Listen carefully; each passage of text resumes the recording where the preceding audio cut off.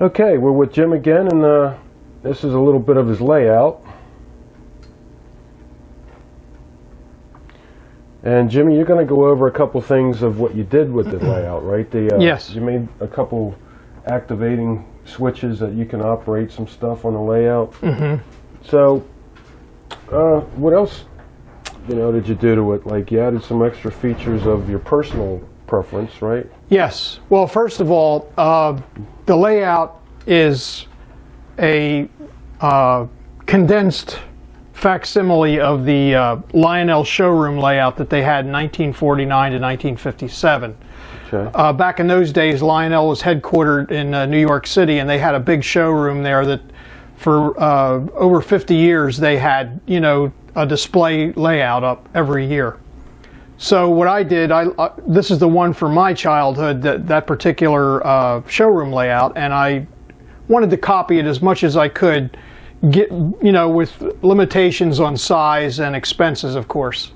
So, but anyway, what I did was I incorporated a couple things into the layout, just like for myself. Like I worked in a telephone exchange building like this one right here that you're showing on the camera. Mm-hmm. That's where the dial tone comes from and your telephone service comes from. So I put that on the layout just for personal, yeah. Cool. And you got your own phone diner that you yes, that diner is actually a telephone, a real telephone. It's probably the nicest detailed diner I've ever seen, though, for O-gauge trains. It's got people inside. It's got the tile floor. It's got the stools and everything, the counter and all. It's very realistic. Nice. But yet it's a telephone, so. Yeah, and all the switches work here. Your railroad crossing things work when the train comes by. That's pretty cool. And you got the tower that works. Yes, it's a bubbling water tower, and I'm not sure why it's not bubbling right now. Yeah. Okay. Well, you have your Lionel water tower there for the tender of the car. That is so cool. That's to put the water into the tender of the steam engines. Yep.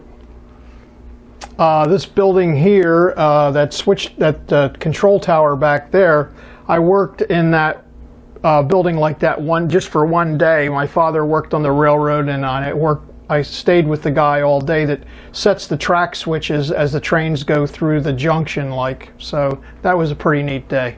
Yeah. There's a little guy in there. I don't know if you can see him standing at the board there. Yeah. But anyway, that's how that works. That's cool. Let's see. And you got this little thing here working, right? Oh yeah, the crane, right. Crane. Mm-hmm. Yeah, you can lower it and raise it and lower the boom, and you can also spin the crane around to lower a package down or whatever. That's pretty neat. Yeah. And I see Stout's heavy equipment in the background there. Yes, my father-in-law was a heavy equipment operator, and he actually built all those heavy equipment machines out of like popsicle sticks, and he was very talented that way, and all the parts on them work. That's the amazing part. All the pistons and all the swivels and everything work. Yeah. They all work. Yeah. He made a whole fleet of those things. And then there's Morrison's Door Factory. I thought that was funny because of the rock group The Doors, and the lead singer was Jim Morrison, so they created a factory called Morrison's Doors. Yeah, it's pretty detailed, that building. Yeah, it's nice.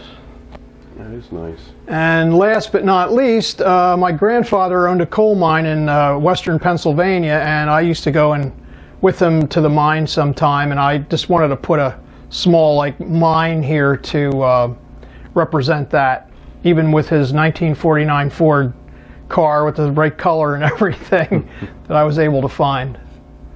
And that's another one of my father-in-law's cranes there that he built. Oh, cool. That's nice. So, yeah, I just try to incorporate a little of my own life in the layout.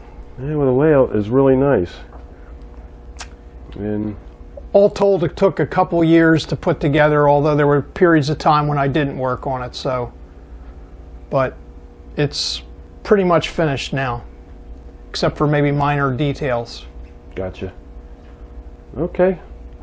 Well, thanks for letting me videotape it. No problem. Enjoyed having you. Thank you.